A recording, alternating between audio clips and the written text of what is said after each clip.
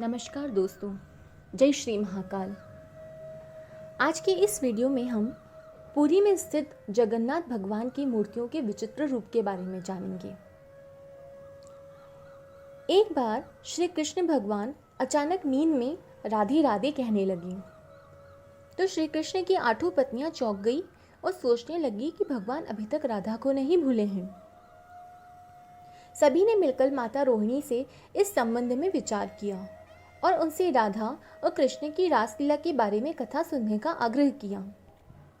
हट करने के बाद माता रोहिणी ने कहा कि ठीक है, सुनो, लेकिन पहले सुभद्रा को द्वार पर पहरे पर बिठा दो ताकि कोई भीतर प्रवेश न कर पाए, फिर वह चाहे बलराम हो या श्री कृष्ण।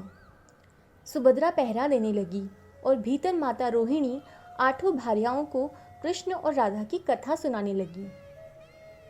उसी दौरान बलराम और श्री कृष्ण द्वार पर पहुंच जाते हैं। द्वार पर ही खड़ी सुभद्रा भी यह कथा बड़े ध्यान से सुन रही थी। श्री कृष्ण और बलराम के आने पर सुभद्रा ने उन्हें उचित कारण बताकर दरवाजे पर ही रोक लिया। महल के अंदर से श्री कृष्ण और राधा की रासलीला की कथा श्री कृष्ण और बलराम दोनों को ही सुनाई दे रही थी। तीनों ही इस कथा को भाव विह्वल होकर सुनने लगे। तीनों की ही ऐसी अवस्था हो गई कि पूरे ध्यान से देखने पर भी किसी के भी हाथ पैर आदि स्पष्ट नहीं दिखाई दे रहे थे। वह रास लीलाओं व क्रीड़ाओं को सुन सुनकर इतने आश्चर्यचकित हो गए कि उनकी आंखें बड़ी हो गई और मुंह खुला रह गया। तभी वहां अकस्मात देवऋषि नारद जी आ गए। उन्होंने इन तीनों को ऐसी अवस्था में देखा तो वो देखते ही रह गए।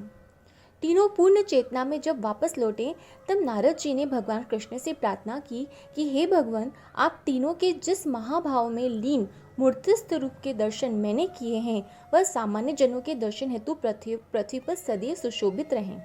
प्रभु ने तथास्तु कह दिया। कहते हैं कि तभी से भगवान कृष्ण, बलराम और सुभद्रा जी का वही स्वरूप आज भी जगन्नाथ में विद्यमान है। उसे सर्वप्रथम स्वयं विश्वकर्मा जी ने बनाया था। आशा करती हूँ कि आपको इस वीडियो के द्वारा अच्छी जानकारी मिली होगी। मेरे किसी उच्चारण में, आपके किसी श्रवण में हमसे कुछ गलती हुई हो तो भगवान जगन्नाथ हमें क्षमा करें। धन्यवाद।